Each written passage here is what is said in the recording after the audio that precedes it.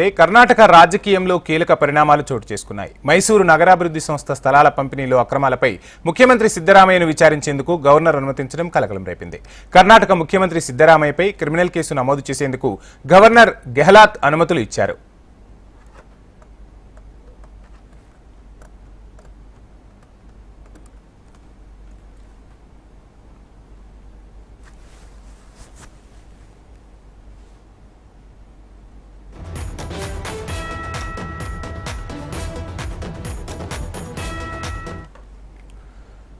CM Siddaramaiah భార్య పార్వతమ్మ పేరిట మైసూరు ప్రాంతంలో ఉన్న భూములను గతంలో అభివృద్ధి పనుల కోసం ముడా సేకరించింది. పరిహారంగా ఆమెకు మైసూరు, విజయనగరాలు స్థలాలు కేటాయించింది.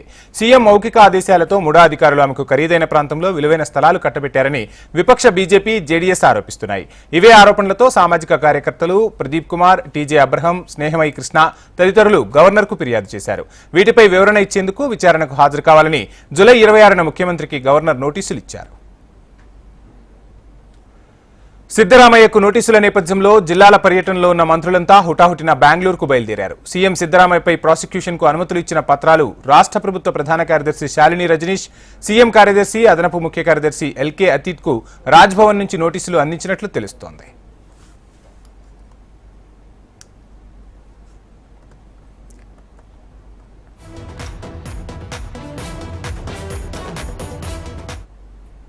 కేంద్ర ప్రభుత్వం చేతిలో గవర్నర్ కీలుబొమ్మగా మారారని, ప్రాసిక్యూషన్ అనుమతులు ఇవ్వడం ప్రజాప్రభుత్వాన్ని అస్థిరపరిచే కుట్ర అని బీజేపీ, జేడీఎస్కు చెందిన రాష్ట్ర నాయకులు కొందరు ఈ కుట్రకు సూత్రధారులని సీఎం సిద్ధరామయ్య మండిపడ్డారు. రాజీనామా చేసేంత తప్పు తానేమీ చేయలేదని స్పష్టం చేశారు. ఉత్తరాఖండ్, జార్ఖండ్, ఢిల్లీలో చేసిన తరహాలోనే కర్ణాటకలోనూ కుట్ర పన్నారని ఆరోపించారు సిద్ధరామయ్య.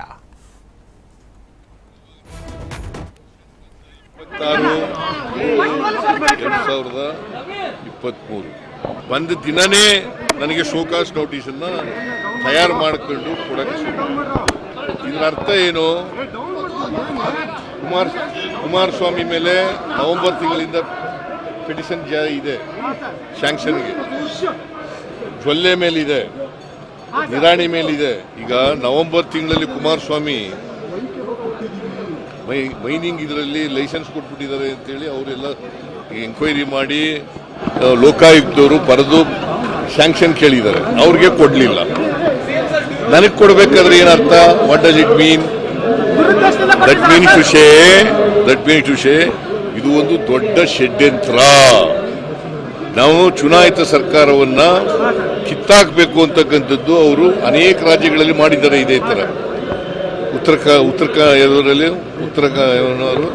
ಉತ್ತರಾಖಂಡ ಅಲ್ಲ, ಡೆಲ್ಲಿನಲ್ಲಿ ಮಾಡಿದ್ದಾರೆ, ಇಲ್ಲಿ ಮಾಡಿದ್ದಾರೆ, ಜಾರ್ಖಂಡ್ನಲ್ಲಿ ಪ್ರಯತ್ನ ಮಾಡಿದ್ರು.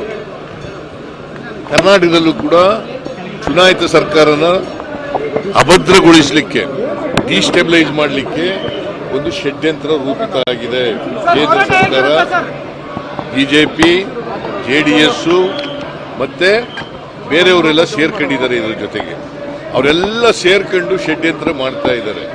ನಾವು ಇದರ ವಿರುದ್ಧ, ಯಾಕಂದ್ರೆ ಇದು ಅವ್ರು ತಗೊಂಡಿರ್ತಕ್ಕಂಥ ನಿರ್ಣಯ, ರಾಜ್ಯಪಾಲರು ತಗೊಂಡಿರ್ತಕ್ಕಂಥ ನಿರ್ಣಯ ಸಂವಿಧಾನ ಬಾಹಿರವಾಗಿರ್ತಕ್ಕಂಥದ್ದು, ಕಾನೂನಿಗೆ ವಿರುದ್ಧವಾಗಿರ್ತಕ್ಕಂಥದ್ದು.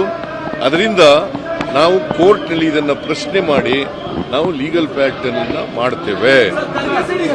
High command is with me, the entire cabinet is with me, the government is with me, all MLAs are with me. All Congress MLAs are with me, MLCs are with me. All Lok Sabha, Rajya Sabha members are with me.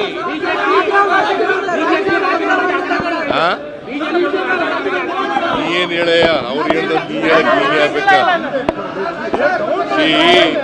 ನಾವು ರಾಜೀನಾಮೆ ಕೊಡ್ತಕ್ಕಂಥ ಯಾವುದೇ ತಪ್ಪನ್ನು ಮಾಡಿಲ್ಲ. ಅವರು ತಪ್ಪು ಮಾಡಿರ್ತಕ್ಕಂಥವ್ರು, ಅವರು ಕಾನೂನು ಬಾಹಿರುವ ನಡ್ಕೊತಾ ಇರ್ತಾರೆ, ಅವರು ಸಂವಿಧಾನ ಬಾಹಿರುವ ನಡ್ಕೊತಾ ಇರ್ತಾರೆ. ಇವತ್ತು ರಾಜಭವನವನ್ನ ರಾಜಕೀಯ ದಾಳವಾಗಿ ಉಪಯೋಗಿಸ್ಕೊತಾ ಇದ್ದಾರೆ. ರಾಜಭವನದ ರಾಜ್ಯಪಾಲರು ಅವರು